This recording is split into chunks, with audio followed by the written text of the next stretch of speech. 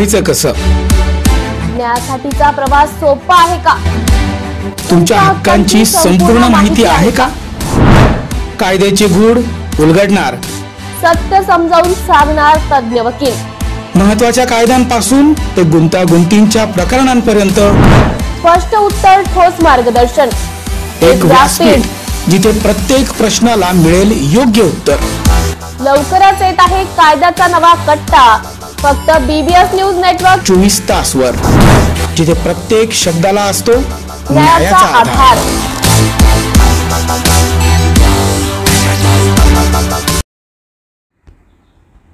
नाशिक महानगरपालिकेत सफाई ठेका घोटाळा।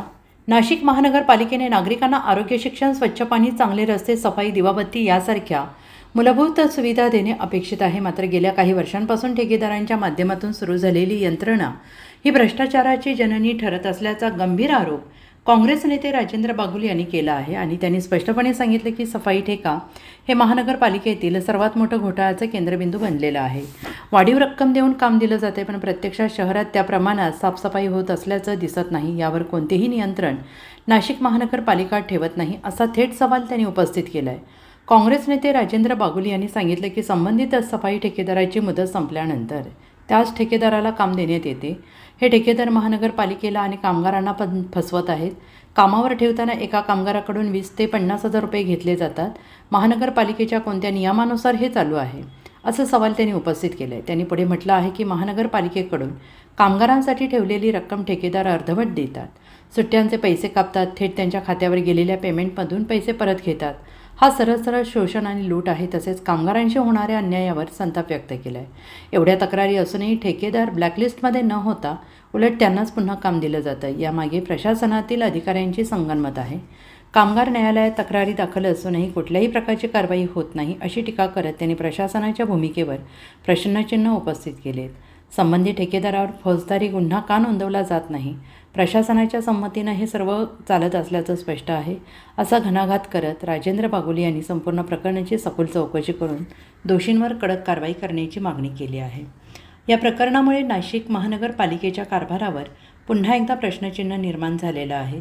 कामगारांच्या हक्कांवर होणारा आघात, ठेकेदारांची मनमानी, या प्रशासनाची मुख्य भूमिका आणि या सगळ्यावर आता जनतेनेच आवाज उठवण्याची गरज आहे। कर्मचाऱ्यांचे ID ब्लॉक होते म्हणून ते घाबरतात, त्यामुळे अशा ठेकेदारांवर सरकारने कठोर कारवाई करण्याच्या दृष्टीने ACB किंवा SIT मार्फत चौकशी लावून कामगारांना न्याय मिळवून द्यावा। तसेच या ठेक्यांमध्ये काम करणारे जे ठेकेदार गैरप्रकार करतात त्यांच्यावर तात्काळ कारवाई करून त्यांना ब्लॅकलिस्ट करावं लागेल। अशा प्रकरणांमध्ये विभागीय आयुक्तांच्या माध्यमातून चौकशी समिती नेमून संबंधित दोषी अधिकाऱ्यांवर कारवाई केली जाईल का, असा थेट सवाल आमदार देवयानी फरांदे यांनी विधानसभेत लक्षवेधी सूचनेद्वारे केला आहे। नाशिक लोकशाही news bureau report, Nashik. Nashik महानगरपालिका आणि महानगरपालिकेनं नागरिकांना द्यायच्या सोयी सुविधा, खरं तर महानगरपालिकेचं स्थानिक स्वराज्य संस्थेमध्ये जे काही महत्त्वाचं काम आहे आणि खरं काम आहे ते नागरिकांना त्यांच्या ज्या अत्यावश्यक सेवा आहे, निगडीच्या सेवा आहेत त्या पुरवणं आणि त्या भागवणं। मग त्यामध्ये आरोग्य असेल, शिक्षण असेल, स्वच्छता असेल, साफसफाई असेल, रोगराई असेल, याला प्राधान्य देऊन चांगलंसं पाणी देणं असेल, चांगले रस्ते असणं, यातायात, ह्या महत्त्वाच्या खरं तर सुविधा आहे। दिवाबत्ती ही महत्त्वाची सुविधा आहे। परंतु दुर्दैवानं पूर्वी म्हणजे 20 वर्षापर्यंत पूर्वी या शहराचं कामकाज या बाबतीतलं अतिशय नीटनेटकेपणानं ठीकठाकपणे चाललेलं होतं। तथापि जसा ठेकेदाराचा शिरकाव या महानगरपालिकेमध्ये झाला आणि त्या पद्धतीनं ठेकेदार, महानगरपालिकेचे अधिकारी आणि पुढारी यांच्या संयुक्त विद्यमानानं या महानगरपालिकेची लूट केली जाते आहे असं म्हटलं तर वावगं ठरणार नाही। आणि म्हणून तुम्हाला उदाहरणच द्यायचं झालं तर या शहराच्या स्वच्छतेबाबतीत रोज नवीन प्रयोग केले जातात आणि त्या प्रयोगामध्ये काही असं छानसं चित्र उभं केलं पाहतं, त्या गोंड चित्राखाली नागरिकांना बोलवलं जातं, परंतु त्याच्याच खिसा या निमित्तानं कापला जातो हे त्याच्याही लक्षात येत नाही। बेमालूनपणे त्या चित्रापोटी या शहराला लुबाडण्यात येतं आहे हे आपल्याला दिसेल. मित्रांनो, मी महापालिकेमध्ये सभासद असताना 20 वर्षापूर्वी आम्ही या शहराचा जो केर कचरा होता ते फक्त आमच्या महानगरपालिकेचे कर्मचारी आणि 2 ठेकेदार ते कचरा उचलण्याचं काम करत असत आणि त्यावेळेस 9 ते 10 कोटी रुपये खर्च येत होते असं मला चांगलं आठवतं. आपण त्यानंतर जो ठेकेदाराने याच्यात शिरकाव केला आणि त्याच्यानंतर हा पहिल्यांदा जो ठेका गेला तो 37 कोटी रुपयाचा होता. त्यानंतर त्या ठेकेदाराची कालांतरानं दुसऱ्या करार संपल्यानंतर त्याला 67 कोटी रुपयाचा हा ठेका देण्यात आला. हा कचरा उचलण्याचा, साफसफाईचा, स्वच्छतेचा हा ठेका आहे. आणि याच्यानंतर त्याच्यामध्ये वाढ झाली आणि नंतर तो 72 कोटी रुपयाचा झाला. आणि मला अतिशय लाज वाटते बोलायला आणि ऐकायला आणि सांगायला सुद्धा, आज त्या ठेका 267 कोटी रुपयाला दिला जातोय. ही जी वाढ झालेली आहे ती अत्यावश्यक आहे, ती चुकीची आहे. आणि ही कशासाठी झाली आणि खरंच आपला हा केर कचरा साफसफाई त्या पद्धतीनं होतोय का, याच्यावर नियंत्रण महानगरपालिकेचं आहे का, असे अनेकसे प्रश्न या निमित्तानं उभे राहतात. आणि हे प्रश्न विचारले जात नाही, हे प्रश्न विचारायला कोणी लोकप्रतिनिधी धजावत नाही. आणि ह्या प्रश्नांची उत्तरं महानगरपालिका प्रशासन किंवा ठेकेदाराकडनं मिळत नाही. किंबहुना अंधाधुंद असा कारभार या महानगरपालिकेचा या निमित्ताने उघडकीस होतोय. 2 वर्ष झाले या ठेकेदाराची मुदत संपूनही परत त्याच ठेकेदाराला मुदतवाढ देऊन त्याच्याकडनंच काम करून घेतलं जात आहे. बेमालूनपणे हा ठेकेदार जो कोणी असेल, हे ठेकेदार महापालिकेला तर फसवत आहेत परंतु कामगारांना सुद्धा फसवत आहेत. या महापालिकेमध्ये ठेकेदाराकडे असलेले जे कामगार आहेत त्यांच्याकडनं कामाला लागतानाच 20,000 ते 50,000पर्यंतच्या रकमा घेतल्या जातात. आणि मग या रकमा घेतल्या गेल्यानंतर त्यांना काही कारणानं काढलं किंवा बाजूलाही केलं तर हे पैसे मिळत नाही. किंबहुना असं महानगरपालिकेच्या नियमात आहे का, महापालिकेच्या ॲग्रीमेंटमध्ये आहे का की कामाला लागताना काही पैसे द्यायचे आहेत म्हणून? पण तसं काही नाही आहे. म्हणजे महापालिकेच्या गोरगरीब जनता, गोरगरीब रोजगारासाठी वर्णन करणारा अनेक शिक्षित, उच्च विभूषित असा तरुणसुद्धा यांना बळी पडतो. पैसे भरून तो इथे कामाला लागतो, परंतु त्याला काहीतरी 26-27 हजार रुपये महानगरपालिकेच्या मार्फत त्या ठेकेदाराला एका कामगारापोटी भेटता. पण त्याच्या हातून फक्त कर्मचाऱ्याला फार थोड्या रकमा 11-12 हजार रुपये दिले जातात, त्यातूनही काढले जातात. 4 सुट्ट्या असतात, त्या सुट्ट्याचे पैसे सुद्धा कापले जातात. आणि अशा पद्धतीने बेमालूनपणे त्या तरुणाची फसवणूक होते. परंतु आता कामधंदा नसल्यामुळे रोजगाराच्या याच्यानं पश्चातापानं दग्ध झालेला असलेला आईवडिलांना आणि घराचं कुठेतरी सांभाळ करायचा म्हणून आज तो काम करतो आहे. आणि एक गुलामगिरीचं, वेठबिगाराचं आज त्याला काय म्हणता येईल, त्याला जीवन जगणं या ठेकेदाराच्या कामावर आलेलं आहे. आणि आज उद्या कदाचित आपण परमनंट होऊ ही आशा सुद्धा त्याच्यामध्ये आहे. पण तसं होणार नाही. पण आता काहीतरी कारण काढून ह्या ठेकेदाराचे माणसं वाढवले जात आहे, म्हणजे संख्या वाढवली जाते आणि ती रक्कम वाढवली जाते, असं आपल्याला बघता येत. मग हे करत असताना खरंच हे काम नीटसं होतंय का? तर याचं उत्तर नाही आणि नाहीच आहे. या शहरामध्ये कचऱ्याचं, केराचं साम्राज्य आहे. आरोग्याचा प्रश्न फार मोठा उभा राहिलेला आहे. मग इतके 700 लोक जर याचे आहेत, ते 700 लोक काम करतात का? तर याचं उत्तर नाही आहे. आता यांनी सुद्धा कर्मचारी नेमलेले आहेत. अनेक कर्मचाऱ्यांनी त्यांना 2-5 हजार रुपये देऊन नवीन माणूस तिथे कामाला लावतात. तो काम फक्त आपल्या सेल्फी काढण्याच्या उद्देशाने तिथे यायचं, सेल्फी काढायचं आणि घरी निघून जायचं. आणि ठेकेदाराच्या सुपरवायझरला त्याचं कमिशन द्यायचं, अशी पद्धत इथे सर्रास चालू आहे. आणि याच्याकडे महापालिकेच्या कर्मचाऱ्यांचं किंवा महापालिकेचं प्रशासनाचं दुर्लक्ष आहे. महापालिकेचं याच्यावर नियंत्रण आहे का? तर याचं उत्तर नाहीच असं द्यावं लागेल. कारण यांची बिलं पूर्णपणे निघतात, याच्यात काही कपात होत नाही. महापालिका या रस्त्यावर येतच नाही, महापालिका बघत नाही. महापालिकेचा आरोग्य अधिकारी कधीही रस्त्यावर आला नाही, कधी त्यांनी रस्त्याचे कचऱ्याचे ढीक, डेपो, ब्लॅक स्पॉट आहेत ते बघितले नाहीत किंवा बघत नाही. आणि अशा पद्धतीने जर हे काम असं दुर्लक्षितपणे, बेवारसपणे चाललेलं असेल तर मग हे इतके 267 कोटी रुपये खर्च करताय, हे कोणाच्या भरोशावर करतायत, काय म्हणून तुम्ही करतायत? तर हे खूप गंभीर आहे. आणि याच्याबाबत नुसतंच ठेकेदार नाही तर प्रशासन आणि पुढारी सुद्धा तितके जबाबदार आहेत. आता प्रश्न असा असतो की यांनी जर पैसे घेतलेले आहे आणि पैसे देत नाही, 2-2, 3-3 महिन्याचे पगार सुद्धा यांचे होते, पैसे वापरले जातात आणि ते पैसे इतका मोठ्या प्रमाणात जर त्यांना पगार मिळत असेल तर तो पगार त्यांच्या खात्यावर गेला पाहिजे होता. तो न जाता खात्यात जरी गेला तरी त्याच्यातून काढून परत हे लोक घेतात पैसे, अशी सुद्धा तक्रार त्यांची आहे. आणि या तक्रारी झालेल्या असताना सुद्धा हा माणूस, हा ठेकेदार हा ब्लॅकलिस्टला जात नाही, किंबहुना तो ब्लॅकलिस्टला न जाता त्यालाच परत ठेका देण्यात येतो किंवा त्याला मुदतवाढ देण्यात येते. माझं असं म्हणणं आहे, जर याच्या तक्रारी झालेल्या आहे, लेखी तक्रारी झालेल्या आहे, कामगार कोर्टात याच्या तक्रारी झालेल्या, औद्योगिक न्यायालयात, तरी सुद्धा कामगार न्यायालयात तक्रारी झालेल्या असताना सुद्धा, त्याचे निर्णय झालेले असताना, लिखापडी झालेली असताना, याच्या पेन ड्राईव्ह जाहीर झालेल्या असताना, तरी सुद्धा अनेक लोकांच्या, अनेक सामाजिक संघटनेच्या, अनेक सामाजिक कार्यकर्त्यांच्या याबाबत तक्रारी असताना सुद्धा महानगरपालिका प्रशासन आणि सरकार या ठेकेदाराविरुद्ध फौजदारी स्वरूपाचा गुन्हा का नोंदवत नाही? का त्याच्यावर गुन्हे नोंदवले जात नाही? का त्याला ताबडतोबीने ब्लॅकलिस्ट केलं जात नाही? हा असा खरा प्रश्न आहे. आणि याच्यामध्ये खूप मोठं घोडगोंबला आहे, खूप मोठा मलिदा गँग याच्यामध्ये कार्यरत आहे असं म्हटलं तर अवघड ठरणार नाही. आणि म्हणून शहरामध्ये या विषयाला कुठेतरी तड लावायची असेल आणि खरंच गरिबाला न्याय द्यायचा असेल तर ही ठेकेदारी बंद होत असताना हीच नाही तर या शहरामध्ये घंटागाडीची असो, डास फवारणीची असो, मच्छर फवारणीसाठी दूर फवारणीची असो, हे जे तुमच्या प्लंबरची असो, तर हे जे सर्व आहे या सर्व ठेकेदारीमध्ये एक प्रचंड मोठ्या प्रमाणावर भ्रष्टाचार या शहरामध्ये चालू आहे. आणि याची उच्चस्तरीय चौकशी होऊन ही सर्व ठेकेदारी बंद करण्यात यावी. आता उद्यानाच्या बाबतीत सुद्धा ते ठेकेदारी ताब्यात जो 50 गार्डन दिलेले आहे, त्या 50 गार्डन मध्ये कधी कोणी आयुक्त कधी गेले होते का?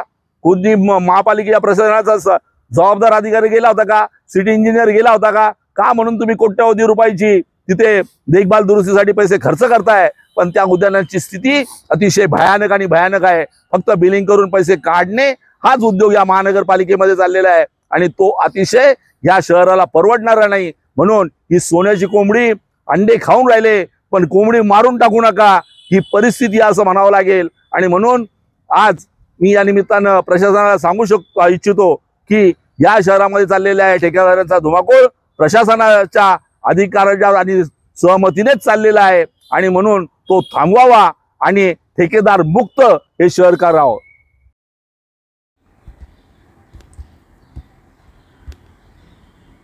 रोजंदारी कर्मचाऱ्यांचे कुटुंबियांसह आंदोलन तीव्र. शासनाच्या दुर्लक्षावर संतापाचा उद्रेक. गोल क्लब मैदान नाशिक येथे दिनांक 9 जुलैपासून वर्ग 3 आणि वर्ग 4 रोजंदारी कर्मचाऱ्यांचे आपल्या कुटुंबियांसह तीव्र आंदोलन सुरू आहे. हे आंदोलन बाह्य स्रोतांद्वारे भरतीबाबतच्या शासन आदेशाविरोधात असून रोजंदारी कर्मचाऱ्यांना कायमस्वरूपी सेवेत सामावून घेण्याची प्रमुख मागणी आंदोलनकर्त्यांकडून करण्यात येत आहे. या आंदोलनासाठी पोलीस प्रशासनाकडे परवानगी मागण्यात आली होती, मात्र केवळ 25 आंदोलकांना आंदोलनाची परवानगी दिली गेली. त्यामुळे अनेक कर्मचाऱ्यांनी मैदानावर ठिय्या देत आपली भूमिका ठामपणे मांडलेली आहे. आंदोलकांनी जिल्हाधिकारी यांची भेट मागितली होती, मात्र ती नाकारण्यात आली. दरम्यान आयुक्त लीना बनसोड यांच्याशी चर्चेसाठी आंदोलक आयुक्तालयात पोहोचले होते, परंतु गेले 2 दिवस झाले तरी ना आयुक्त ना इतर कोणतेही अधिकारी आंदोलकांशी संवाद साधण्यासाठी आलेले नाहीत.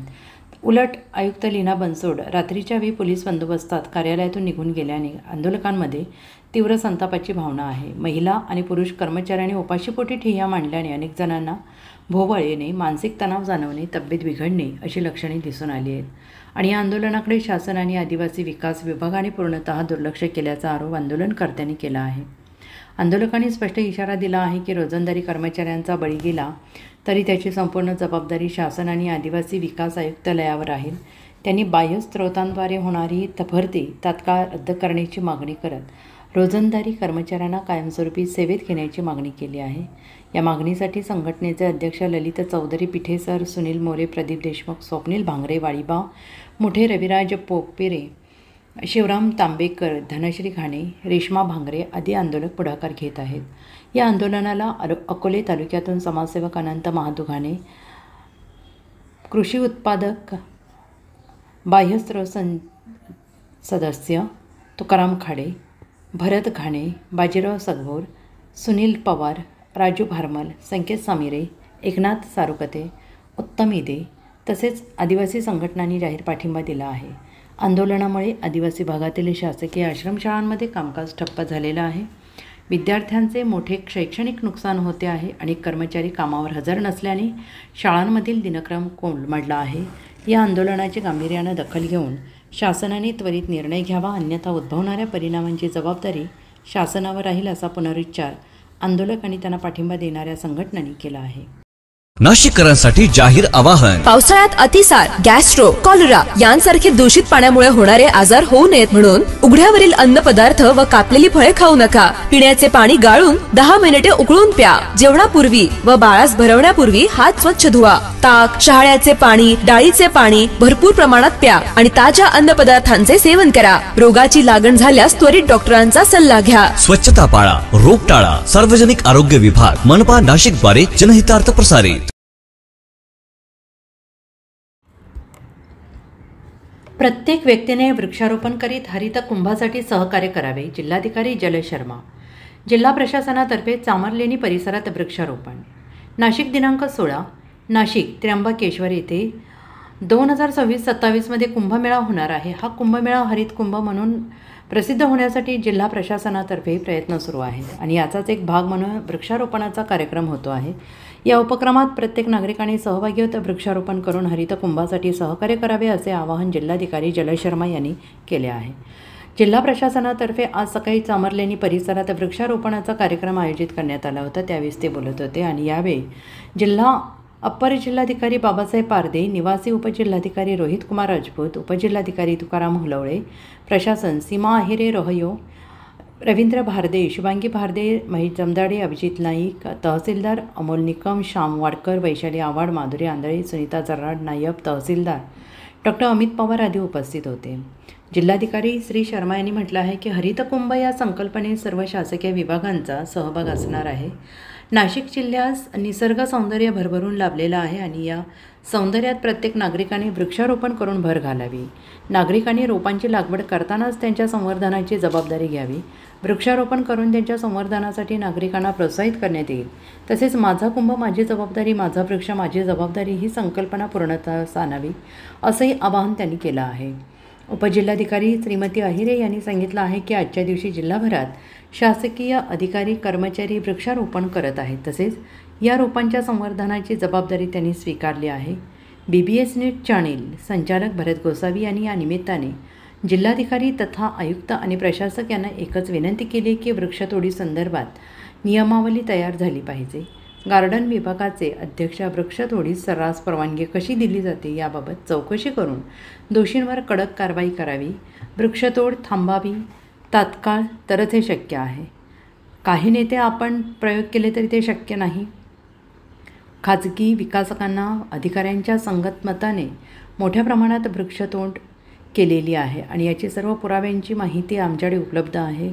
वेळोवेळी आम्ही ते जनजागृती पण केलेली आहे, परंतु महापालिकेकडून कारवाई झाली ना आपल्याकडून एक मोठी ही नाशिककरांची शोकांतिका आहे.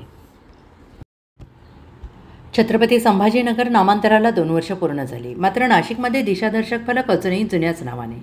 महापालिकेच्या दुर्लक्षावर नागरिक संतप्त. औरंगाबादचे छत्रपती संभाजीनगर असे नामांतर करण्याची शिफारस 16 जुलै 2022 रोजी राज्य मंत्रिमंडळात करण्यात आली होती. त्यानंतर 16 सप्टेंबर 2023 रोजी मुख्यमंत्री एकनाथ शिंदे यांच्या हस्ते नामफलकाचे औपचारिक अनावरण करण्यात आले. या ऐतिहासिक निर्णयाला लवकरच 2 वर्ष पूर्ण होत असताना नाशिक शहरातील दिशादर्शक फलकांवर मात्र अजूनही औरंगाबाद हेच नाव झळकत आहे. नाशिक महानगरपालिकेच्या बांधकाम विभागाकडे या फलकांबाबत वारंवार तक्रारी दाखल करण्यात आल्या, मात्र प्रशासनाकडून कोणतीही ठोस कारवाई करण्यात आलेली नाही आणि या प्रशासनिक उदासीनतेवर नागरिकांमध्ये तीव्र नाराजी व्यक्त होत आहे. आणि या पार्श्वभूमीवर हिंदू जनसंपर्क कार्यालय आणि सकल हिंदू समाजाने पुढाकार घेत संपूर्ण नाशिक शहरातील दिशादर्शक फलक नव्या नावासह स्वखर्चाने तयार करून ठेवले आहेत. मात्र हे फलक उभारण्यासाठी आवश्यक असणाऱ्या क्रेनची सुविधा महानगरपालिकेकडून मिळावी अशी त्यांची साधी मागणी आहे. या मागणीसाठी त्यांनी शहर अभियंता संजय अग्रवाल यांची भेट घेण्याचा प्रयत्न केला असता ते कार्यालयात अनुपस्थित होते आणि नंतर महापालिकेचे अतिरिक्त आयुक्त यांनी क्रेन उपलब्ध करून देण्याचे आश्वासन दिले. या प्रकारावरून नागरिकांमध्ये सवाल उपस्थित होत आहेत. नामांतरास 2 वर्ष पूर्ण होत आली तरी महापालिकेचे लक्ष कुठे आहे? तसेच शहरातील अधिकाऱ्यांच्या अनुपस्थितीवर आणि ढिसाळ कार्यपद्धतीवर रोष व्यक्त होतो आहे. शहराच्या सार्वजनिक स्थानांवरील फलकांवर नाव बदलणे ही एक प्रशासनिक जबाबदारी असताना ती पार पाडण्यास महानगरपालिका अपयशी ठरत असल्याचे या घटनेमधून स्पष्ट झालं आहे. छत्रपती संभाजीनगर या नावाला योग्य तो मान मिळावा अशी नागरिकांची ठाम मागणी आहे. नाशिक लोकशाही न्यूज ब्युरो रिपोर्ट नाशिक. नगरपालिका क्षेत्रातील ज्या दिशादर्शक कमानी आहेत, ज्याच्यावरती महाराष्ट्र सरकारने औरंगाबादचे छत्रपती संभाजीनगर हे नामकरण केले, परंतु नाशिक महानगरपालिकेतील या कमानींवरती अजूनही औरंगाबाद हेच नाव आहे. त्यासाठी आम्ही आज आयुक्त मॅडमचा आणि नाशिक महानगरपालिकेचा पाठपुरावा केलेला आहे आणि त्यांनी आम्हाला क्रेन वगैरे उपलब्ध करून द्यावी. आम्ही हिंदू जनसंपर्क कार्यालयाच्या वतीने त्या कमानी स्वखर्चाने बनवलेल्या आहेत. फक्त नाशिक महानगरपालिकेने त्यात क्रेन वगैरे उपलब्ध करून या नामांतराच्या ज्या कमानीचे नाव बदलण्याचे प्रोसेस आहे त्यासाठी सहकार्य करावे. गेल्या 1.5-2 वर्षांपूर्वी औरंगाबादचं नामांतरण छत्रपती संभाजीनगर झालं आणि संपूर्ण शहरातले जे दिशादर्शक फलक आहेत त्याच्यावरती आजही औरंगाबाद असाच नामोल्लेख आहे.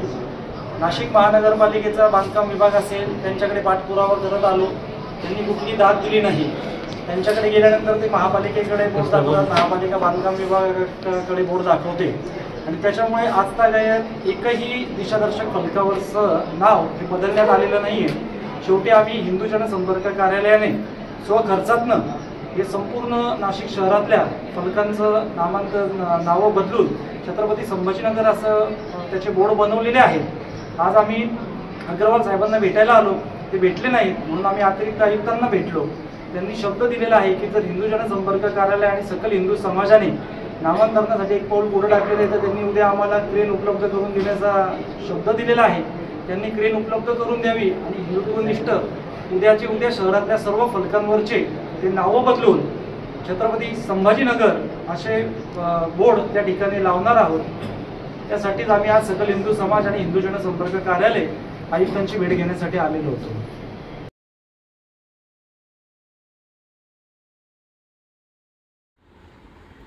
कनिष्ठ अभियंता पदोन्नती प्रकरण नियम डावलले, अपात्र संधी, पात्र उमेदवार 23 वर्षांपासून न्यायाच्या प्रतीक्षेत. नाशिक महानगरपालिकेतील कनिष्ठ अभियंता स्थापत्य या पदाच्या भरती प्रक्रियेत नियमावलीचा भंग करून एका अपात्र उमेदवाराचा पदोन्नती दिल्याचे गंभीर आरोप करण्यात आला आहे. या पार्श्वभूमीवर 26 जून 2025 रोजी एक सविस्तर निवेदन पंतप्रधान, मुख्यमंत्री, महापालिका आयुक्त यांच्यासह विविध उच्च पदाधिकाऱ्यांना देण्यात आलं असून पात्र असूनही मागे टाकले गेले, अपात्र असूनही संधी मिळवली असा रोष व्यक्त करण्यात येतो आहे. सन 1998मध्ये नाशिक महापालिकेने कनिष्ठ अभियंता पदासाठी भरती प्रक्रिया राबवली होती. जाहिरातीनुसार शैक्षणिक पात्रता आणि 2 वर्षांचा अनुभव आवश्यक होता. त्यावेळी आरक्षणानुसार निवड झालेल्या काही उमेदवारांनी पात्रता आणि अनुभव मिळवलेला नसतानाही त्यांना पुढे महायुक्त कनिष्ठ अभियंता पदासाठी प्राधान्य दिले गेले आणि ही बाब घटनात्मक आणि नियमबाह्य आहे असा ठाम दावा तक्रारदारांनी केला आहे. तक्रारदारांनी नमूद केलं आहे की त्यांनी वारंवार माहिती अधिकारात आणि शासन दरबारी या प्रकरणाचा पाठपुरावा केला, मात्र न्याय मिळण्याऐवजी टाळाटाळ झाली. त्यामुळे त्यांनी स्वखर्चाने संपूर्ण प्रकरणाचे दस्तऐवजी करून प्रशासनाच्या उदासीनतेवर प्रश्नचिन्ह उपस्थित केले आहे. तक्रारदारांनी म्हटलं आहे की जर मी खरा आहे तर सर्वसाधारण गटात अपात्र उमेदवारांना दिलेल्या पदोन्नती रद्द करून मला नियमानुसार पदोन्नती द्यावी. जर मी खोटा आहे तर माझ्या प्रशासकीय शिक्षणाचा खर्च शासनाने वसूल करावा. त्यांनी हेही नमूद केले की गेल्या 23 वर्षांपासून असलेल्या अन्यायामुळे त्यांचे शारीरिक आणि मानसिक स्वास्थ्य बिघडलेले आहे आणि आता वैद्यकीय सल्ल्याने त्यांना अस्थायी एकतर्फी निवृत्ती घ्यावी लागली. संविधानाच्या रक्षणाची शपथ घेणाऱ्या अधिकाऱ्यांनी स्वतःच्या कर्तव्याचं पालन करावे, अन्यथा हे लोकशाहीवरच घाला आहे असा स्पष्ट इशारा या निवेदनातून दिला गेला आहे. न्याय न मिळाल्यास हा निर्णय लढण्यासाठी सर्व कार्यालयीन कामकाज बंद करून कोर्टाचा दरवाजा ठोठावावा लागेल अशी भूमिका तक्रारदारांनी घेतलेली आहे. या प्रकरणात प्रशासन, महापालिका आणि राज्य सरकार काय भूमिका घेतात हे पाहणे महत्त्वाचे ठरणार आहे. न्याय हाच मार्ग असल्याची भावना व्यक्त करत पात्रतेनुसार पदोन्नती मिळावी हीच एक मागणी तक्रारदारांनी केली आहे. मालेगावच्या मोसम नदीपात्रात सोडले जाते रक्तमिश्रित पाणी. रक्तमिश्रित पाणी सोडले जात नसल्याचा प्रशासनाचा दावा. नाशिकच्या मालेगावात सुरू असलेल्या बेकायदेशीर कत्तलखान्याचे रक्तमिश्रित पाणी मोसम नदीपात्रात सोडले जात आहे. ही नदी रक्तरंजित झाली आहे, त्यामुळे नागरिकांचे आरोग्य धोक्यात आलेले आहे. अनेकदा आवाज उठवून महापालिका प्रशासनाकडून कुठलीही कारवाई केली जात नाही. मात्र काल विधिमंडळात भाजपचे विधान परिषदेचे आमदार विक्रांत पाटील यांनी या प्रश्नी लक्षवेधी मांडल्याने हा प्रश्न पुन्हा एकदा चर्चेत आला आहे. नाशिकच्या मालेगावमध्ये वाहणाऱ्या मोसम नदीपात्रात वर्षानुवर्ष रक्तमिश्रित पाणी सोडलं जाते, त्यामुळे नागरिकांचे आरोग्य धोक्यात आलेलं आहे. पुढे ही नदी गिरणा नदीला जाऊन मिळते आणि हेच पाणी उत्तर महाराष्ट्रातील सर्वात मोठ्या गिरणा धरणात मिळते. या गिरणा धरणावर मालेगाव, नांदगावसह खानदेशातील अनेक गावांच्या पाणीपुरवठा योजना आहेत, त्यामुळे लाखो नागरिकांच्या आरोग्याचा प्रश्न गंभीर झालेला आहे. वारंवार आवाज उठवूनही महापालिका प्रशासन याबाबत कुठलीही ठोस कारवाई करीत नसल्याने हा प्रश्न जैसे ते आहे. मात्र भाजपचे विधान परिषदेचे आमदार विक्रांत पाटील यांनी विधिमंडळात या प्रश्नावर लक्षवेधी मांडून या प्रश्नाकडे शासनाचे लक्ष वेधले आहे. त्यास उत्तर देताना मंत्री उदय सामंत यांनी मोसम नदीपात्रात रक्तमिश्रित पाणी येत नसल्याचं सांगितले. तर मोसम नदीचा राज्य नदी संवर्धन योजनेत समावेश करून त्यासाठी 10,52,00,000 रुपयांचा निधी दिल्याचा खुलासा केला आहे. असे अवैध कत्तलखाने सुरू असतील तर त्यांच्यावर कारवाई करण्याचे निर्देश गृह विभागाला दिल्याचे स्पष्ट केले आहे. एकीकडे महापालिका प्रशासन आणि शासन मोसम नदीत रक्तमिश्रित पाणी येत नसल्याचा दावा करत आहे. मालेगाव सामाजिक कार्यकर्त्यांनी वर्षानुवर्ष आंदोलने केली आहेत, मात्र त्याचा काही परिणाम महापालिका प्रशासनावर झाला नाही आहे. त्यामुळे आत्ता लक्षवेधी मांडल्याने तरी हा प्रश्न मार्गी लागेल अशी भाबडी आशा या सामाजिक कार्यकर्त्यांना आहे.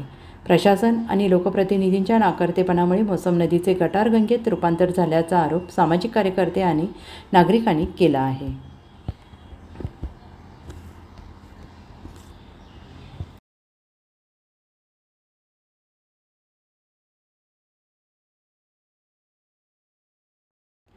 मालेगावच्या मोसम नदीपात्रात सोडले जाते रक्तमिश्रित पाणी. मालेगाव अधिकृत एकच कत्तलखाना आहे, मात्र मालेगावात दररोज सर्व नियम धाब्यावर बसवून उघड्यावर शेकडो जनावरांची अवैध कत्तल केली जाते. मालेगाव शहरात रोज शेकडो जनावरांची कत्तल केली जाते. मालेगावातील हजारो टन जनावरांचे मांस बाहेरगावी तसेच बाहेर देशात एक्सपोर्ट केलं जाते. कत्तल केलेल्या जनावरांचे रक्त आणि मांसाचे तुकडे गटारीद्वारे कुठलीही प्रक्रिया न करता मोसम नदीपात्रात सोडले जाते आणि ही वस्तुस्थिती आहे. याबाबत महापालिका अधिकाऱ्यांना विचारणा केली असता सर्व उपायुक्त आणि अधिकाऱ्यांनी एकमेकांवर टोलवाटोलवी केली आहे. तर महापालिका आयुक्त रवींद्र जाधव यांनी महापालिका आणि पोलीस प्रशासनाने मांस व्यावसायिकांची संयुक्त बैठक घेऊन महापालिकेच्या अधिकृत कत्तलखान्यात जनावरांची कत्तल करण्याचे आवाहन केल्याचं सांगितलं आहे. तर उघड्यावर कत्तल रोखण्याचे पोलिसांचे काम असल्याचं स्पष्ट करत 2 महिन्यात मालेगाव महापालिकेचं वॉटर ट्रीटमेंट प्लांट सुरू होईल, त्यानंतर नदीत रक्तमिश्रित पाणी येणार नाही असं स्पष्ट केलं आहे. वर्षानुवर्ष रक्तमिश्रित पाणी गेल्यामुळे श्वास गुदमरलेली मोसम नदीपात्र विधिमंडळात लक्षवेधी मांडल्याने मोकळा श्वास घेईल अशी आशा निर्माण झाली आहे. आता तरी महापालिका प्रशासन आणि शासनाच्या सर्वच विभागाने आणि लोकप्रतिनिधी मोसम नदीला रक्तमिश्रित पाण्यापासून मुक्ती देऊन मोसम नदीला गतवैभव प्राप्त करून देण्यासाठी एकजुटीने प्रयत्न करणे गरजेचे आहे. नागरिकांच्या आरोग्याचा विषय जर धरला तर रोज अनेक दवाखाने फुल आहेत, साथीचे आजार चालू आहेत. रक्तमिश्रित पाणीसाठी आम्ही वेळोवेळी बकरी ईदच्या दिवशी आंदोलन करतो. आमच्यावर अनेक गुन्हे दाखल झाले. दुसरी गोष्ट, आयुक्त साहेब येतात, निवेदन घेतात, परत जैसे ते तैसी परिस्थिती. कुठलीही कारवाई इथे म्हणजे प्रॅक्टिकली होत नाही. आंदोलन केल्याशिवाय अधिकारी जागे होत नाही, फक्त देऊन देतात, निवेदन घेतात, चालले जातात, काहीच कारवाई होत नाही. लाखो करोड रुपये या नदीवर खर्च झाले, अद्याप त्या नदीची स्वच्छता झाली नाही. डास मच्छरांचा इतका प्रादुर्भाव झालेला आहे की लोक रात्री जे अक्षरशः ते आर्डेक्स पण काम करत नाही, गुड नाईट पण काम करत नाही, इतके मच्छरचं प्रमाण वाढलेलं आहे. त्याच्यामुळे इथं लोकांचा आरोग्याचा प्रश्न निर्माण झालेला आहे. आम्ही वेळोवेळी आंदोलन करून त्याच्यावर काही कारवाई होत नाही. आता विधिमंडळात आमदार महोदयांनी विषय मांडलेला आहे. आता बघू त्यांचं किती ऐकले जातं, त्यांचा आदेश. ते आता त्याची उत्सुकता आहे आम्हाला. तो जर खरा आदेश आल्यानंतर कारवाई झाल्यानंतर ती खरं आम्हाला वाटेल की कारवाई झाली आहे. आतापर्यंत तर आम्हाला काही वाटत नाही कारवाई होईल. ते जेव्हा होईल तेव्हा आम्ही सर्व मीडियाचं आणि प्रिंट मीडियाचंही आम्ही अभिनंदन करणार आहे. पुढच्या वेळेस नक्कीच आम्ही आनंदोत्सव साजरा करू प्रॅक्टिकली कारवाई झाल्यावर.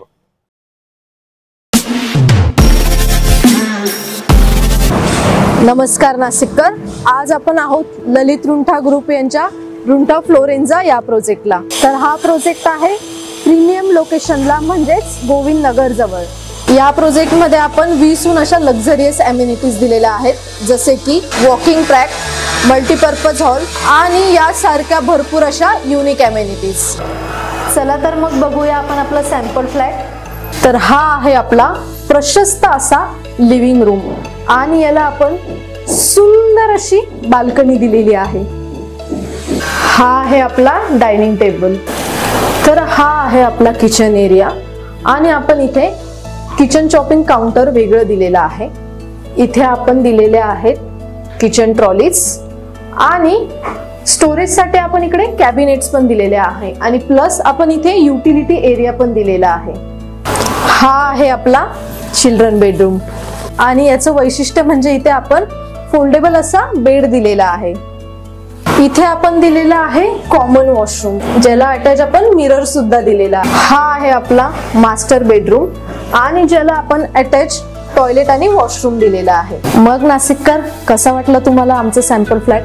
तुम्ही पण येताय ना आमचं सॅम्पल फ्लॅट बघायला? मराठीचा अपमान सहन करणार नाही Yogesh Kadam.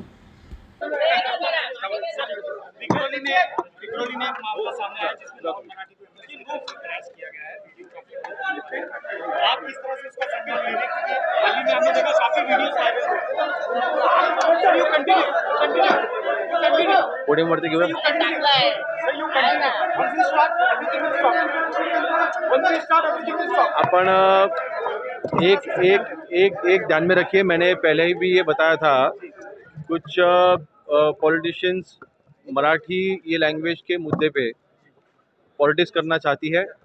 Mumbai municipal corporation election होने तक ये मराठी और नॉन मराठी ये एक इशू क्रिएट करके उसका पॉलिटिकल बेनिफिट लेना चाहती है.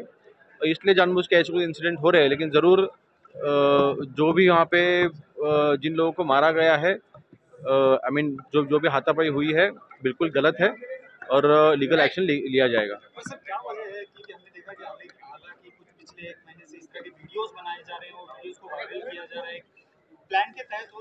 देखिए, प्लान है नहीं है अभी वो तो देखना पड़ेगा, लेकिन एक ही पॉलिटिकल पार्टी जब ये इस तरह से इंसिडेंट करते जाती है, थोड़ा मतलब वहाँ पे एक डाउट के लिए जगह रहती है.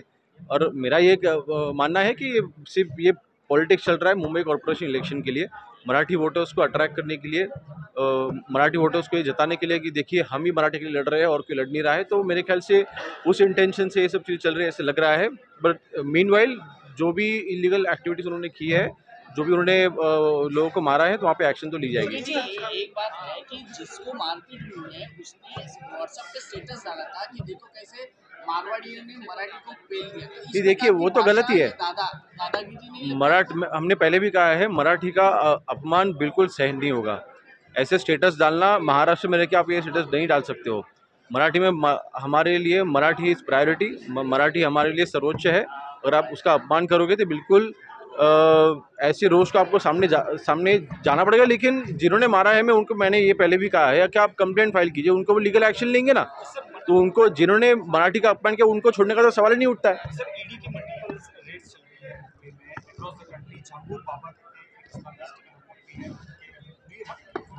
देखिए, ईडी तो सेंटर के अंडर है, स्टेट गवर्नमेंट के अंडर है नहीं, लेकिन जो भी वो एक्शन ले रहे हैं, आई एम श्योर जहाँ पे ज़रूरत है वहाँ पे वो एक्शन ले रहे हैं.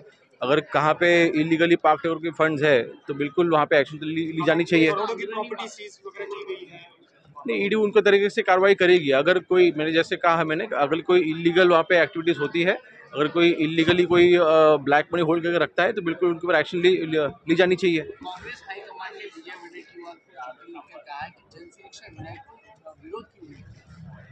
नहीं, देखिए, मैंने उस दिन भी कहा था, विधानसभा में अंदर से वो भी चाहते हैं कि नक्सलवादी के खिलाफ हमने ये जो काफ़ी बड़ा कदम उठाया है, उसको वो भी साथ देना चाहते हैं, लेकिन उनकी हाई कमांड ये नहीं चाहती है.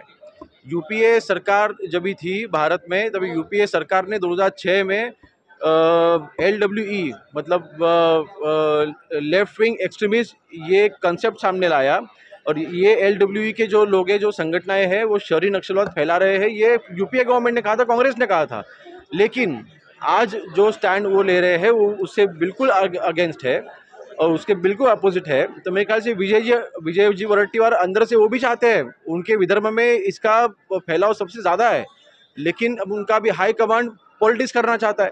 उनके हाई कमांड को ये जो अपने विधायक अभी विधिमंडल में हमने पास करके लिया है, इससे उनका पॉलिटिकल नुकसान होगा, ऐसे उनका शायद मानना होगा, इसलिए शायद वो अभी अपसेट होंगे उनके ऊपर। कांग्रेस के विधायक नाना पटोले ने विधान भवन में विधान सेशन में मांग की है कि जो 72 लोगों का हनी ट्रैप का मामला है उसको लेकर टेबल पर आप अपनी राय रखें। क्या है असली मामला, क्या है क्या नहीं? देखिए, जो भी ये सिर्फ अटकलें लगाई जा रही है, जो भी मीडिया में न्यूज़ आई थी उसकी किसी ने भी पुष्टि नहीं की है। एक कुछ थाने में कंप्लेंट फाइल की गई थी, वो कंप्लेंट भी उन्होंने जो भी कंप्लेनेंट थे जिसके अगेंस्ट कंप्लेंट थी, दोनों ने भी आपस में कॉम्प्रोमाइज़ की कंप्लेंट पीछे ले ली थी, वो भी हनी ट्रैप की कंप्लेंट नहीं थी। तो मेरे ख्याल से ये जो 72 का आंकड़ा बाहर लेके आना, हमारे सरकार के जो ब्यूरोक्रेट्स है उनको बदनाम करना ताकि सरकार बदनाम हो जाए, ऐसी ये जो कोशिशें चल रही है, ये सिर्फ सरकार को बदनाम करने के लिए चल रही है। फ्लोर के ऊपर बताते हो, पहले उन्होंने प्रूफ देने चाहिए थे। Thank you.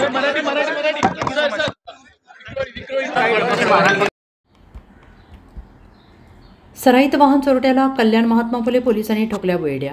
काही कामधंदा नाही, पैसे नाहीत, घर कसं चालवायचं या विचारातून एका तरुणाने चोरीचा मार्ग निवडलाय। कल्याणमध्ये रस्त्यात उभी असलेली रिक्षा चोरी केली। रिक्षा चोरी केल्यानंतर कल्याणमध्ये चोरी केलेली रिक्षा चालवून प्रवासी भाडे भरत होता। अखेर कल्याणच्या महात्मा फुले पोलिसांनी आशिष मोरे या 23 वर्षीय तरुणाला रिक्षासह रंगेहात अटक केली आहे। आशिष हा कर्जत नजीक भिवपुरी येथे राहतो। या प्रकरणाच्या तपासात असा खुलासा झाला आहे की या तरुणाविरोधात आणखीन 3 गुन्हे दाखल आहेत। पुढील तपास महात्मा फुले पोलीस करत आहेत। फुले चौक पोलीस स्टेशनमध्ये एक गुन्हा दाखल होता। दिनांक 23/6/2025 रोजी रिक्षा चोरीचा गुन्हा महात्मा फुले चौक पोलीस स्टेशनमध्ये दाखल आहे। त्या अनुषंगाने आमचे गुन्हे प्रकटीकरण पथकाचे PSI मडके हे वरिष्ठांच्या आदेशाप्रमाणे या गुन्ह्याचा तपास करीत होते। तपासामध्ये त्यांना काही गुप्त माहिती मिळाली की एक संशयित इसम रिक्षासहित फिरत आहे। त्यांनी त्याला हटकलं असता या गुन्ह्यातील रिक्षा त्याच्याकडे मिळून आलेली आहे। त्याला त्यांनी ताब्यात घेऊन या रिक्षाबद्दल विचारणा केली असता त्या रिक्षाचे कोणतेही त्याचे समाधानकारक उत्तर देता आले नाही। मग त्याला ताब्यात घेऊन आम्ही या गुन्ह्यामध्ये अटक करण्यात आलेली आहे। या गुन्ह्यातील आरोपी हा रेकॉर्डवरचा आरोपी आहे। याच्यावर यापूर्वीही चोरीचे गुन्हे दाखल आहेत। तसेच हा रिक्षा कोणत्या कारणासाठी वापरत होता याचा तपास सध्या सुरू आहे। सर, उदरनिर्वाहासाठी रिक्षा वापरत होता अशी माहिती मिळते, तर काय नेमकं? गुन्हा घडून 15-20 दिवस झालेले आहे, तर त्या अनुषंगाने आमचा तपास चालू आहे की हा रिक्षा नेमका पॅसेंजर वापरायसाठी करायचा का ह्या रिक्षाच्या अनुषंगाने अजूनही काही त्यांनी गुन्हे या रिक्षाचा वापर करून केलेले आहेत, त्याबाबत आम्ही अजून अधिक तपास करीत आहोत।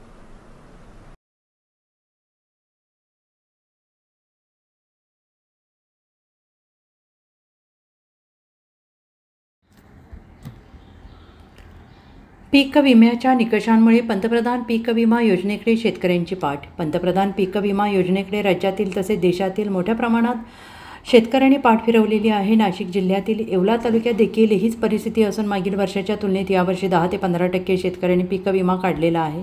शेतकऱ्यांच्या म्हणण्यानुसार नैसर्गिक आपत्तीमुळे झालेल्या नुकसानीनंतर विमा कंपन्यांकडून नुकसान भरपाई वेळेत मिळत नाही। 1 रुपयातील पीक विमा योजना बंद करून नवीन सुधारित पीक विम्यात अनेक निकष असल्याने अनेक शेतकरी पीक विमा काढत नसल्याचं चित्र दिसून येत आहे। महिला हस्तकलेतून साकारतायत शेणापासून पर्यावरणपूरक गणपती। गणेशोत्सव जवळ येत असताना महाराष्ट्रातील नाशिक जिल्ह्यातील येवला येथील कापसे फाउंडेशनच्या महिला कारागीर शेणापासून गोमय गणपती मूर्ती बनवण्याच्या कामात व्यस्त आहेत आणि या उपक्रमाचा मुख्य उद्देश पर्यावरणपूरक गणपती तयार करणे आणि निसर्ग संवर्धनाला चालना देण्यासोबतच महिलांना रोजगार देखील उपलब्ध होत आहेत। कापसे फाउंडेशनने हा उपक्रम हाती घेतलेला आहे। महिलांनी शेणमाती कागदाच्या लगद्याचा वापर करून छोट्या आणि मध्यम आकाराच्या गणेश मूर्ती घडवायला सुरुवात केली। शेण आणि इतर नैसर्गिक साहित्याच्या वापरामुळे या मूर्तीचं विघटन कमी कालावधीमध्ये होतं आणि विसर्जनानंतर जलस्रोतांना हानी पोहोचत नाही। या मूर्ती बनवताना कोणत्याही रासायनिक रंगाचा वापर टाळून नैसर्गिक रंग, हळद, गेरू, कोळशाची भुकटी अशा पर्यावरणास हितकारक घटकांचा वापर केला जातोय। गणेशोत्सवात आनंद साजरा करतानाच पर्यावरण रक्षणाचा संदेश देणारा हा उपक्रम येवल्यातील कापसे फाउंडेशनने हाती घेतला आहे. नमस्कार, मी वंदना बाळकृष्ण कापसे फाउंडेशनची संचालक म्हणून कार्यरत आहे आणि मी 3 वर्षापासून गोशाळेचं काम बघत आहे. आमच्याकडे 300 ते 350 गायी आहे. त्या गायींचं शेणापासून आम्ही काय करावं किंवा किती शेणखत करावं यावर थोडंसं आम्ही नियोजन असं केलं की त्यापासून काहीतरी या गोष्टी समाजापर्यंत काहीतरी चांगल्या गोष्टी पोहोचवाव्या. त्यातून आम्हाला कल्पना सुचली की आम्ही त्यापासून गणपती, कुंड्या, दिवे आणि अन्य काही गोष्टीही तयार करतोय. आता 3 महिन्यापासून आम्ही गणपतीची मूर्तींची गणपतीच्या मूर्ती बनवतो आहे आणि त्या गणपतीच्या मूर्ती बनवण्यासाठी आम्हाला 40 ते 50 जणांना मी रोजगारही देते की त्यांची रोजीरोटी चालते त्यातून. आणि दुसरी गोष्ट, पर्यावरणाच्या हानीसाठी जे POP आत्तापर्यंत आपण त्याचा उपयोग केला ती हानीच झाली, पण ह्या शेणाच्या गणपतीपासून कोणती हानी होत नाही, पर्यावरणाचा समतोल सांभाळला जातो. 7व्या वेतन आयोगातील वेतन त्रुटी आणि कंत्राटी भरतीच्या निषेधार्थ महाराष्ट्र राज्य परिचारिका संघटनेचे राज्यव्यापी आंदोलन. राज्यात 7वं वेतन आयोग लागू करण्यासाठी 2017 साली बक्षीस समिती गठीत करण्यात आली होती.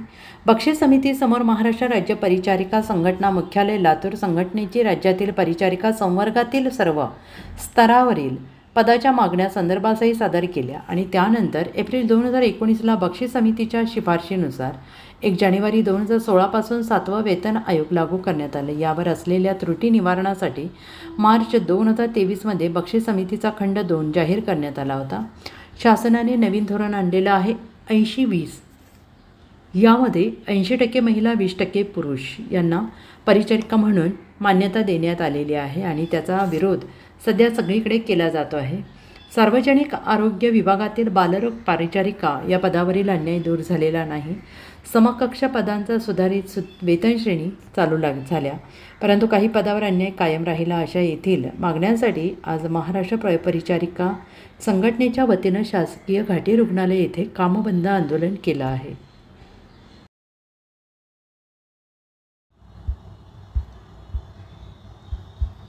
बुलढाणा शहरातून चोरी गेलेले 26 मोबाईल मूळ मालकांना शहर पोलिसांनी केले परत. बुलढाणा शहरात मोबाईल चोरी झाल्याच्या अनेक तक्रारी शहर पोलीस स्टेशनला प्राप्त झाल्या होत्या. त्या अनुषंगाने पोलिसांनी विशेष पथकाची नेमणूक करत पथकाने तांत्रिक विश्लेषण आणि गुप्त माहितीच्या आधारे गुन्ह्याचा उलगडा करून नांदुरा, देऊळघाट, संग्रामपूर येथे बुलढाणा या ठिकाणाहून पोलिसांनी 5,20,000 रुपये किमतीचे 26 मोबाईल हस्तगत केले आहेत आणि यातील अनेक मोबाईल चोरी करून इतरांना विक्री करण्यात आले होते. हे सर्व मोबाईल पोलिसांनी मूळ मालकांना परत केले आहेत.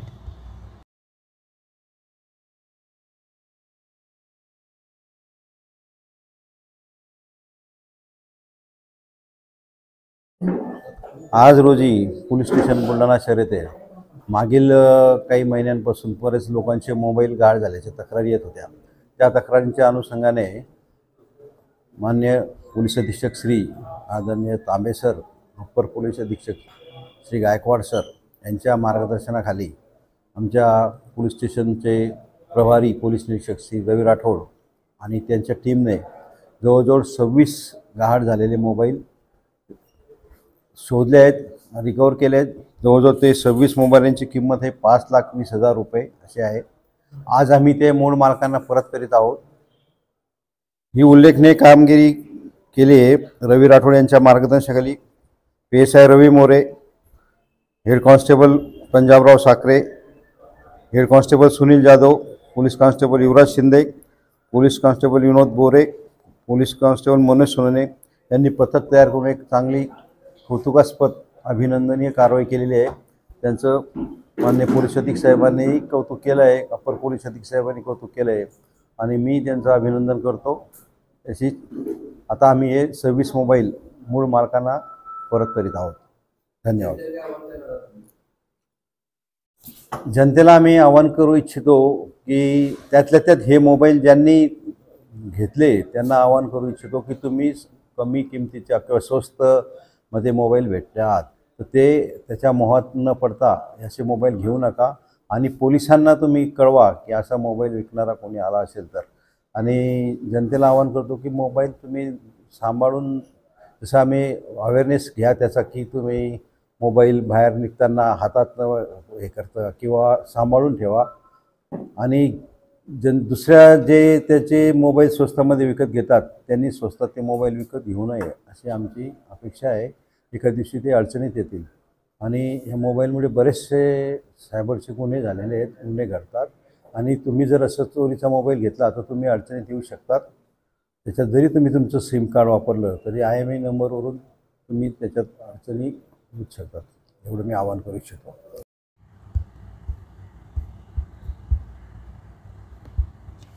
हिवरे गावात हरितकुंभ वृक्षारोपण कार्यक्रम उत्साहात संपन्न. सुरेश इंगळे, प्रतिनिधी BBS न्यूज, सिन्नर. हिवरे, तालुका सिन्नर, जिल्हा नाशिक. दिनांक 16 जुलै 2025 बुधवार हिवरे गावात ग्रामपंचायत आणि विविध संस्थांच्या संयुक्त विद्यमाने हरितकुंभ वृक्षारोपण कार्यक्रम मोठ्या उत्साहात पार पडला. पर्यावरण रक्षणाचा संदेश देणाऱ्या या उपक्रमात गावातील अनेक मान्यवर, अधिकारी, ग्रामस्थ आणि वृक्षप्रेमींनी मोठ्या संख्येनं सहभाग घेतला. या कार्यक्रमाला पंचायत समितीचे सहाय्य गटविकास अधिकारी ढवळे साहेब, सिन्नर पोलीस स्टेशनचे पोलीस निरीक्षक संभाजीराव गायकवाड, पिंपळे, ठाणगाव, पाडळी, वडगाव, पिंगळा, दापूर, सोनेवाडी गावांचे सरपंच, उपसरपंच, ग्रामपंचायत सदस्य, पंचायत राज संस्थेचे प्रशिक्षक, चौधरी साहेब, रंगकर्मी संजय गंगावणे, सरपंच सौ सुरेखा रुपवते, म्हाळुंगे, निधी जिल्हा समन्वयक डॉक्टर DV रुपवते, ग्रामसेवक बापू मोरे, ग्रामपंचायत सदस्य नवनाथ सहाने, पोलीस पाटील अशोक डोनार, तंटामुक्ती समितीचे अध्यक्ष वसंत साने, CRP विजया साने, महिला बचत गटांचे प्रतिनिधी आणि गावातील असंख्य वृक्षप्रेमी उपस्थित होते. या कार्यक्रमाची सुरुवात प्रमुख पाहुण्यांच्या हस्ते वृक्षारोपण करून झाली. गावातील विविध सार्वजनिक ठिकाणी फळझाडे, फुलझाडे, औषधी वनस्पती यांचे रोपण करण्यात आले. झाडे लावा, झाडे जगवा, हरितकुंभ, हरित भविष्य अशा घोषणा देत संपूर्ण परिसर हरित उत्साही वातावरणात न्हालेला दिसला. आणि यावेळी पोलीस निरीक्षक संभाजीराव गायकवाड यांनी हिवरे गावाला भेट देऊन संपूर्ण गावातील वृक्ष लागवडीची पाहणी केली. त्यांनी हिवरे गावाने पर्यावरण रक्षणासाठी उचललेली पावले याचं कौतुक करत हिवरे गावाचा आदर्श तालुक्यातील इतर गावांनी घ्यावा आणि वृक्ष संवर्धन आणि पर्यावरण संवर्धनाचं कार्य करावे असे आवाहन उपस्थित ग्रामस्थांना केले. या उपक्रमाचे विशेष आकर्षण म्हणजे महाराष्ट्राचे कृषी मंत्री आमदार माननीय माणिकराव कोकाटे यांनी या वृक्ष लागवडीसाठी 40,000 रुपयांचे ड्रीप सिंचन साहित्य गावाला प्रदान केले. त्यांच्या या सहकार्याबद्दल गावच्या सरपंच सौ सुरेखा रुपवते, डॉक्टर DV रुपवते यांनी मनपूर्वक आभार मानले. या ड्रीप सिंचन प्रणालीमुळे झाडांचे संगोपन सोपे होणार असून कृषी मंत्र्यांचे हे योगदान अत्यंत मोलाचे आहे असे सरपंच सौ रुपवते यांनी म्हटलं आहे. या कार्यक्रमाचे संपूर्ण नियोजन ग्रामपंचायत आणि स्थानिक पर्यावरण प्रेमींच्या सहकार्याने करण्यात आले. वृक्षांच्या संगोपनासाठी विशेष समितीची स्थापना करून नियमित देखरेख ठेवण्याचे नियोजन यावेळेस करण्यात आले. हिवरे गावच्या या उपक्रमामुळे पर्यावरण रक्षणासोबतच सामाजिक एकोपा दृढ झाल्याचं चित्र दिसून येत आहे. गावकऱ्यांनी दिलेल्या उत्स्फूर्त प्रतिसादामुळे हरितकुंभ वृक्षारोपण मोहीम यशस्वी ठरली असून हिवरे गावाने संपूर्ण तालुक्यापुढे एक प्रेरणादायी आदर्श ठेवलेला आहे. या कार्यक्रमाचे सूत्रसंचालन संजय गंगावणे यांनी केले तर मान्यवरांचे स्वागत आणि आभार डॉक्टर DV रुपवते यांनी मानले. यावेळी सिन्नर तालुक्यातील रंगकर्मी TV आणि सिनेस्टार संजय गंगावणे यांना माझी वसुंधरा 6.0 या हिवरे ग्रामपंचायतच्या उपक्रमाअंतर्गत ग्रामस्थ, ग्रामपंचायत सदस्य तसेच वनराई वृक्ष संगोपन समितीच्या वतीनं ब्रँड ॲम्बॅसेडर म्हणून घोषित करण्यात आले. माझी वसुंधरा 6.0 या अभियानांतर्गत सिन्नर तालुक्यातील हिवरे या गावामध्ये एक नाविन्यपूर्ण असा उपक्रम राबवला गेला आहे आणि त्यासाठीच या ठिकाणी व्यासपीठावर तुम्हाला विविध क्षेत्रातील मान्यवर दिसत आहेत. पंचायत समितीचे सहाय्यक गट विकास अधिकारी आहेत, त्याचप्रमाणे विविध गावाचे सरपंच, उपसरपंच, सदस्य आहेत. तसेच सिन्नर पोलीस स्टेशनचे सन्माननीय पोलीस निरीक्षक साहेब गायकवाड साहेब या ठिकाणी उपस्थित आहेत. सुजलान कंपनीचे लोक आहेत या उपक्रमाला सहभागी देणारे. त्याचप्रमाणे पंचायत राज प्रशिक्षण केंद्राचे क्षेत्रीय भेटी अंतर्गत जे प्राचार्य आहेत तेही या ठिकाणी आहेत. ॲडव्होकेट प्रदीप चौधरी सर, ही सगळी मान्यवर मंडळी इथं जमली आहेत. आज हरित कुंभ या उपक्रमाअंतर्गत शासनाने दिलेला आदेश जरी असला तरी आपण पृथ्वीचं काही देणं लागतो, निसर्गाचं काही देणं लागतो या भावनेतून वृक्षारोपणाच्या कार्यक्रमासाठी या ठिकाणी जमलो आहोत. विशेष म्हणजे हिवरे गावाने 1-2 हजार नाही तर 20,000, हो 20,000 झाडांची लागवड केली आहे आणि ती सगळी भारतीय प्रजातीची झाडं आहेत आणि या भारतीय प्रजातीच्या झाडामुळे या ठिकाणी असलेली जैवविविधता अधिक संपन्न होणार आहे। या सगळ्या उपक्रमाबद्दल, या उपक्रमाचा पाया ज्यांनी रचला ते म्हाळुंगी नदीचे समन्वयक असलेले डॉक्टर दशरथ रुपोते आपल्यासोबत आहेत। आपण त्यांच्याकडून अगदी थोडक्यात डॉक्टर साहेब सांगायचं आहे की या उपक्रमाची पार्श्वभूमी काय? सगळ्यांना नमस्कार। या हिवरे गावाच्या माळ रानावर खरं म्हणजे आपण जर हिवऱ्या फाट्यावरून जर इकडे आलं तर आपण जर नजर मारली पूर्वी तर या ठिकाणी संपूर्ण दगड असायचे। आमच्या गावात कोणताही पाहुणा आला तर मुली देत नसायचे, कारण का तर इकडं काही वृक्ष नाही, झाडं नाही, पाण्याचा स्रोत कमी आणि अशा ह्या हिवरे ग्रामपंचायतीनं सरपंच सौ सुरेखा रुपोते, बापूसाहेब मोरे ग्रामसेवक, आमचे पोलीस पाटील अशोक ढोंडर आणि माजी सरपंच रामनाथ बिन्नर ग्रामपंचायत सदस्य आमचे नवनाथ साने या सगळ्यांच्या मार्गदर्शनाखाली या ठिकाणी आम्ही बायप कंपनीकडनं स्टार्टिंगला ह्या माळरानावर CCTV केली आणि त्यानंतर त्याच्यावर आम्ही झाडं लावण्यासाठी वन विभाग असेल, सॅमसनेट कंपनी असेल आणि विशेष म्हणजे सप्रेम संस्थेचा विशेष आभार मानतो का ह्या ठिकाणी त्यांनी आम्हाला शेततळं दिले आणि त्याचबरोबर किरणजी बडगुजर आदित्यम फाउंडेशन यांनी पण आम्हाला या ठिकाणी कागद दिला। त्याचबरोबर सुजलान कंपनीचे सुजलान फाउंडेशनचे त्यांनी पण आम्हाला सौर ऊर्जेचं 3 HP मोटर दिलेली आणि या सगळे काम करत असताना तुम्हाला माहीतच आहे नाशिक वणी रस्त्यावर दिंडोरी भागात भीषण अपघातात 7 जणांचा मृत्यू, मृतांमध्ये 2 वर्षाचा लहान मुलाचा देखील समावेश। गांगोडे, वाघमोरे आणि जाधव हे 3 कुटुंब नाशिकच्या आपल्या नातेवाईकाच्या एका मुलाच्या वाढदिवसासाठी गेले होते। वाढदिवस कार्यक्रम संपल्यानंतर पुन्हा आपल्या गावी जात असताना घडली घटना। अल्टो कारचं टायर फुटल्याने ही गाडी आधी एका दुचाकीवर आदळून बाजूला असलेल्या नाल्यात जाऊन पलटी झाली। अल्टो कारमध्ये असणाऱ्या 7 जणांचा दुर्दैवी मृत्यू झाला। अनेक दिवसांपासून नाशिक वणी रस्ता चौपदरीकरण करण्याची मागणी आहे। बांधकाम विभागाच्या हलगर्जीपणामुळे अपघात होत आहेत आणि त्यांच्यावर देखील गुन्हे दाखल झाले पाहिजेत, खासदार भास्कर भगरे यांची मागणी। तर या संपूर्ण अपघाताची सखोल चौकशी सुरू नाशिक पोलीस अधीक्षक बाळासाहेब पाटील यांनी माहिती दिली आहे। यामध्ये मयत देविदास पंडित गांगुर्डे वय वर्ष 28, मनीषा देविदास गांगुर्डे वय वर्ष 23, उत्तम एकनाथ जाधव वय वर्ष 42, अलका उत्तम जाधव वय वर्ष 38, दत्तात्रय नामदेव वाघमारे वय वर्ष 45, अनुसुया दत्तात्रय वाघमारे वय वर्ष 40, भावेश देविदास गांगुर्डे वय वर्ष 2 असं मृत झालेल्यांची नावे आहेत, तर 2 जण जखमी आहेत। अमर सोळंके, BBS न्यूज, नाशिक। गांगुर्डे आणि जाधव परिवार यांचे 7 सदस्य आल्टो गाडीमधून वणीकडे रात्री उशिरा जात होते। या दरम्यान दिंडोरी शहरापासून पुढे आल्यानंतर रस्ता सरळ आहे, चांगला रस्ता असल्यामुळे त्या वाहनाचं स्पीड जास्त होतं आणि आता अशी माहिती मिळते आहे की ते वाहनाचा पुढचा टायर हा सुद्धा फुटलेला होता। त्यामुळे तो वाहन पायपल झाल्यामुळे समोरून येणाऱ्या 2 व्हीलरवर ते वाहन धडकलेलं आहे आणि त्याची पलटी होऊन शेजारच्या नाल्यामध्ये ते पडलेलं आहे। नाल्यामध्ये पाणी असल्यामुळे त्या पाण्यामध्ये नाकातोंडात पाणी जाऊन आणि या ठिकाणी दुसरे कुणी व्यक्ती नसल्यामुळे काही वेळ ते तसेच अवस्थेत राहिल्यामुळे त्यांचं ड्राउनिंगमुळे डेथ झालेली आहे असं प्राथमिकदृष्ट्या दिसतं आहे, परंतु डॉक्टरांचा रिपोर्ट अद्याप येणं बाकी आहे आणि यानंतर खरे कारण त्याचं समजू शकतं। वाहनांचं इन्स्पेक्शन आणखी बाकी आहे, RTO कडून या बाबतीतलं इन्स्पेक्शन होईल। इन्स्पेक्शन नंतर वाहनामध्ये खरोखरच काही खराबी होती किंवा इतर काही कारणं आहेत या संदर्भातला शोध लागला। किती लोकांचा समोर 7 लोक त्याच्यामध्ये होते। वाघमारे कुटुंबातले 2 लोक होते, गांगुर्डे आणि जाधव असे 3 परिवार त्यामध्ये होते। एक लहान मुलं आहे 2 वर्षाचं, तेही त्याच्यामध्ये होतं। ह्या 7 लोकांचा त्याच्यामध्ये दुर्दैवी मृत्यू झाला। धडक कशी बसली? हा, ते वाढदिवस, त्यांच्या नातेवाईकाचा वाढदिवस असल्यामुळे ते साजरा करून ते उशिरा त्यांच्या गावी परत चाललेले होते। सर, आपण बघितलं तर या रोडवरती अपघात नेहमी झालेले आहेत, अनेकांचा जीव गेला, मागे देखील राज्यभरामध्ये ज्या ठिकाणी मोठ्या प्रमाणात अशा स्वरूपाचे मृत्यू होतात निश्चितपणे त्याचे ब्लॅक स्पॉट्स हे आयडेंटिफाय केले जातात। ब्लॅक स्पॉट आयडेंटिफाय करताना मृत्यूचं कारण किंवा अपघाताचे कारण शोधले जातात।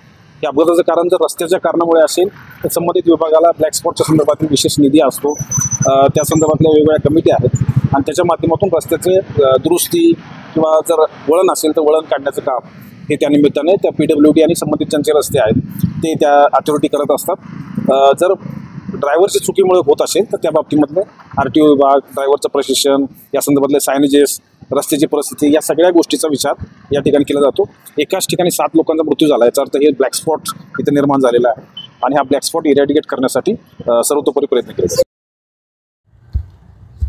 दिनांक 16 जुलै 2025 नाशिक महानगरपालिका, नाशिक उद्यान आणि वृक्ष प्राधिकरण विभाग, हरित महाराष्ट्र समृद्ध महाराष्ट्र अभियानाअंतर्गत मनपात वृक्षारोपण कार्यक्रम संपन्न. नाशिक महानगरपालिका, नाशिकच्या उद्यान आणि वृक्ष प्राधिकरण विभागाच्या वतीनं हरित महाराष्ट्र समृद्ध महाराष्ट्र या अभियानाअंतर्गत आज राजीव गांधी भवन परिसरात वृक्षारोपण कार्यक्रम संपन्न झाला. या कार्यक्रमाचे उद्घाटन आयुक्त तथा प्रशासक माननीय मनीषा खत्री, अतिरिक्त आयुक्त माननीय करिश्मा नायर आणि माननीय प्रदीप चौधरी यांच्या हस्ते करण्यात आले. या कार्यक्रमावेळी उद्यान अधीक्षक विवेक भदाने, उद्यान निरीक्षक किरण बोडके, अधीक्षक नानासाहेब साळवे, जनसंपर्क अधिकारी योगेश कमोद, मिलिंद राजगुरू, सुनील नारायणे यांच्यासह इतर अधिकारी आणि कर्मचारी उपस्थित होते. या कार्यक्रमाचे उद्दिष्ट नाशिक शहरात पर्यावरण संतुलन राखणे, हरित क्षेत्र वाढवणे, भविष्यातील पिढ्यांसाठी शुद्ध हवा आणि आरोग्यदायी पर्यावरणाची निर्मिती करणे हे होय. वृक्षारोपण ही काळाची गरज असून यामार्फत शहरात वाढणाऱ्या प्रदूषणाला रोख बसतो, जैवविविधतेला चालना मिळते आणि हवामान बदलाच्या समस्येला सामोरं जाण्यास मदत होते. नाशिक महानगरपालिका नागरिकांना आवाहन करते की त्यांनी देखील आपल्या परिसरात वृक्षारोपण करून हरित महाराष्ट्र साकारण्यास योगदान द्यावं.